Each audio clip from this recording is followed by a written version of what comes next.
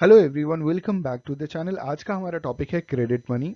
Money in banking में हम classification of money को कवर कर रहे हैं, जिसमें पहला पार्ट हमने कवर किया था मेटालिक मनी, दूसरा पार्ट था हमारा पेपर मनी।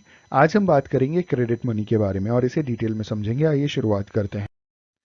क्रेडिट मनी के बारे में कहा जा रहा है कि क्रेडिट मनी को हम बैंक मनी भी कहते हैं। क्रेडिट मनी और bank money is transferred by a commercial bank in the form of a cheque और ड्राफ्ट। तो क्रेडिट मनी या बैंक मनी एक कमर्शियल बैंक ट्रांसफर करता है चेक या ड्राफ्ट के फॉर्मेट में, ठीक है। और चेक और ड्राफ्ट जो है वो मनी नहीं है, but a cheque or a draft is not a money. इसे मनी नहीं कंसिडर करते, इसे नियर मनी कंसिडर किया जाता है। और नियर मनी इसको भी कंसिडर करते हैं, साथ ही साथ bonds, shares, debentures, securities, treasury bills, bills of exchange, ये सारी की सारी चीजें नियर मनी की कैटेगरी में आती हैं, but they are not money.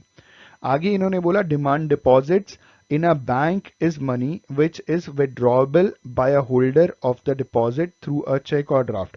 देखिए, डिमांड डिपॉजिट क्या होता है कि जो भी एक इंसान किसी भी कमर्शियल बैंक में जाकर के अपना पैसा जमा करता है, ठीक है, डिपॉजिट करता है, और जब वो डिमांड करता है तो डिपॉजिट किया हुआ पैसा वापस मिल जाता है, तो उसे डिमांड डिपॉजिट कहते हैं।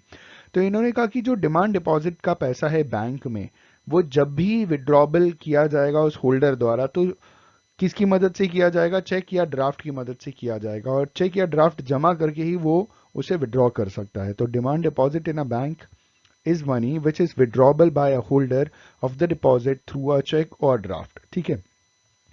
आगे कह रहे हैं 10, it is demand deposit which is credit or bank money that is transferable from one person to another through a cheque और ड्राफ्ट।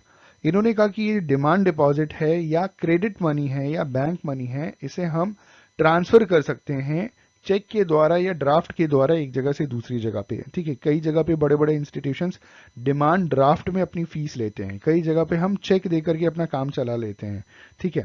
और ये दोनों चीजें नेगोशिएबल इंस्ट्रूमेंट हैं, मतलब which is transferable in nature.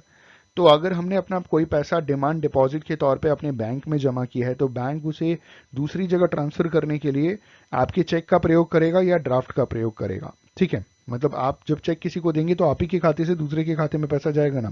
आगे कह रहे हैं but a cheque or a draft is not a legal tender. ये सरकार इशू नहीं करती है, कोई लीगल टेंडर नहीं है, ठीक है। ये एक ऑप्शनल मनी भी इसे कहा जाता है कि भाई सामने वाली पार्टी ने लेने से मना कर दिया चेक या ड्राफ्ट, तो आप जबरदस्ती नहीं कर सकते, और लीगल टेंडर को कोई मना नहीं करता। तो इन्होंने कहा कि जो चेक और ड्राफ्ट है ये लीगल टेंडर नहीं है and may not be accepted as a means of payment or medium of exchange, ठीक है। और लास्ट में कह रहे हैं कि however in advanced countries, advanced मतलब डेवलप्ड कंट्रीज में क्या है कि जो बैंक मनी है is as important as the paper notes issued by the government और the central bank of the country. तो जो डेवलप्ड नेशंस है वहां पे ये जो चेक है या ड्राफ्ट है ये उतना ही इंपॉर्टेंट है जितना लीगल टेंडर है उस देश का। दोस्तों, आई होप एंड बिलीव कि आपको समझ आ गया होगा कि क्रेडिट मनी क्या होता है।